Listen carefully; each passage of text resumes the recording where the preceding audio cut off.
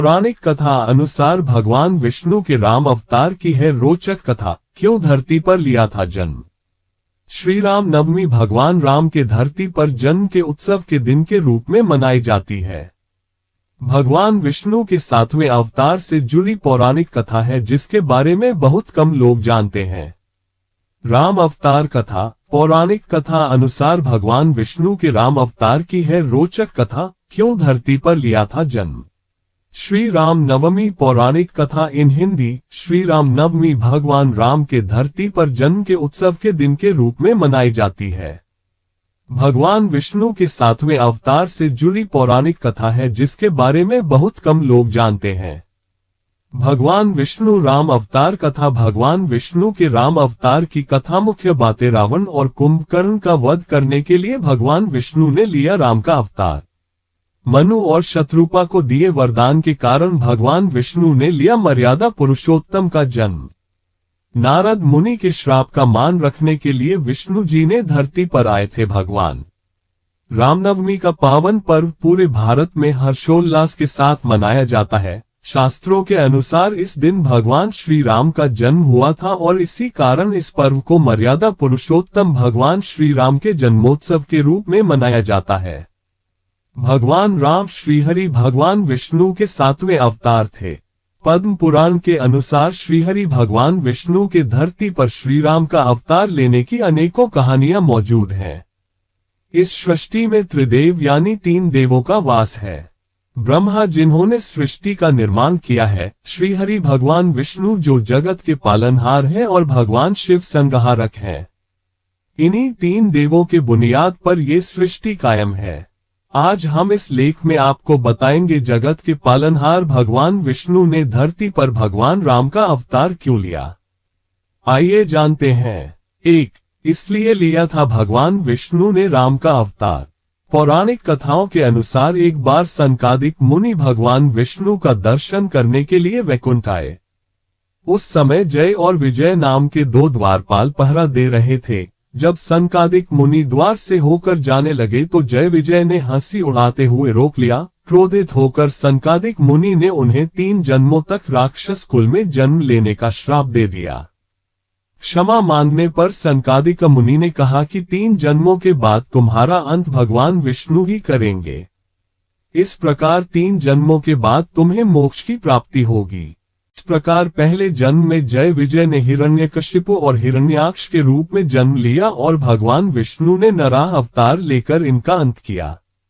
दूसरे जन्म में इन्होंने रावण और कुंभकर्ण के जैसे महान शक्तिशाली राक्षस के रूप में जन्म लिया और श्रीहरि भगवान विष्णु ने राम का अवतार लेकर इनका वध किया। तीसरे जन्म में दोनों ने शिशुपाल और दंतवक्र के रूप में जन्म लिया और भगवान श्री कृष्ण ने इनका वध किया। 2. मनु और शत्रुपा को दिया था वरदान। वहीं दूसरी कथा के अनुसार मनु और शत्रुपा को भगवान विष्णु ने वरदान दिया था जिसके कारण उन्हें धरती पर राम का अवतार लिया। पौराणिक कथाओं के अनुसार मनु और उनकी पत्नी शत्रुपा से ही मनुष्य जाति की उत्पत्ति हुई। इन दोनों पति और पत्नी के आचरण बहुत ही अच्छे थे। वृद्ध होने पर मनु अपने पुत्र को राजपाट देकर वन में चले गए। वहीं जाकर मनु और शत्रुपा ने कई हजार सालों तक भगवान विष्णु को प्रसन्न करने के लिए तप किया। कहा जाता है कि कई हजार सालों तक मनु और शत्रुपा ने सिर्फ जल ग्रहण किया था। मनु और शत्रुपा के तप से प्रसन्न होकर भगवान विष्णु उनके समक्ष प्रकट हुए और उनसे वरदान मांगने को कहा। मनु और शत्रुपा ने श्रीहरि से कहा कि हमें आपके समान पुत्र की अभिलाषा है। उनकी इच्छा सुन श्रीहरि ने कहा कि संसार में मेरे समान कोई और नहीं है, इसलिए तुम्हारी अभिलाषा पूरी करने के लिए मैं स्वयं तुम्हारे पुत्र के रूप में जन्म लूंगा। कुछ समय बाद आप अयोध्या के राजा दशरथ के रूप में जन्म लेंगे और शत्रुपा माता कौशल्या के रूप में आपकी पत्नी होंगी। उसी समय मैं आपका पुत्र बनकर आपकी इच्छा पूरी करूंगा। इस प्रकार मनु और शत्रुपा को दिए वरदान के कारण भगवान विष्णु ने धरती पर मर्यादा पुरुषोत्तम भगवान श्री राम का अवतार लिया। 3. नारद मुनि के श्राप के कारण भगवान विष्णु को लेना पड़ा श्री राम का अवतार। पौराणिक कथाओं के अनुसार भगवान विष्णु ने श्री राम का अवतार लिया था। इसके पीछे रामायण की रोचक कथा मौजूद है। कामदेव की माया से मुक्त रहने पर नारद मुनि को इस बात का अहंकार हो गया कि उन्होंने कामदेव पर विजय प्राप्त कर ली।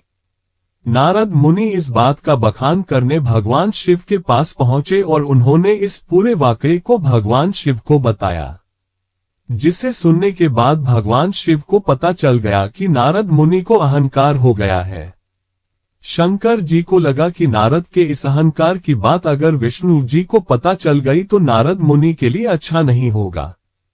इसलिए भगवान शिव ने नारद से कहा कि जो बात तुमने मुझे बताई उसे श्री हरि को मत बताना। लेकिन नारद जी कहाँ मानने वाले और वह तुरंत क्षीर सागर में भगवान विष्णु के पास पहुंच गए और उन्होंने कामदेव पर विजय प्राप्त करने की पूरी कथा विष्णु जी को सुना डाली। भगवान विष्णु को लगा कि आज तो नारद मुनि को अहंकार हो गया है। अपने भक्त के अहंकार को भगवान विष्णु सहन नहीं कर पाते थे। इसलिए विष्णु जी ने नारद मुनि के अहंकार को दूर करने और इससे मुक्त करने के एक उपाय सोचा। नारद मुनि को अहंकार से मुक्त करने के लिए श्री हरि ने रची माया। जब नारद जी बैकुंठ से लौट रहे थे तो रास्ते में उन्हें एक सुंदर महल और समृद्ध नगर दिखाई दिया, जिसे भगवान विष्णु ने अपनी माया से रचा था। नारद मुनि अपनी धुन में होने के कारण कुछ समझ नहीं पाए और वह राजमहल में पहुंच गए। राजमहल में राजा की सुंदर पुत्री को देख वह मोहित हो उठे। जब नारद मुनि ने लड़की के हाथों को देखा तो वह दंग रह गए। उसकी रेखाओं के अनुसार उसका पति विश्व विजेता और तीनों लोकों का स्वामी होगा। नारद जी ये देखने के बाद वैराग्य को भूल गए तथा विवाह की कामना लेकर वह भगवान विष्णु के पास वापस बैकुंठ पहुंच गए और उन्होंने भगवान विष्णु से खुद को रूपवान और सुंदर बनाने की विनती की, जिस पर विष्णु जी ने कहा, हे ऋषि मुनि, हम वही करेंगे जो तुम्हारे लिए अच्छा होगा। नारद जी ने भगवान विष्णु की बात को नहीं समझा और वह बैकुंठ से लौटने के बाद सीधे विवाह के स्वयंवर में पहुंच गए, जहां पर लड़की ने नारद मुनि की तरफ देखा भी नहीं और उसने किसी और के गले में वरमाला डाल दी, जिससे नारद मुनि बहुत निराश हुए। गुस्से में आकर भगवान विष्णु को दिया श्राप। देवर्षि मुनि नारद को लगा कि विष्णु जी ने मुझे रूपवान बनाया, फिर भी राजकुमारी ने मुझे देखा तक नहीं।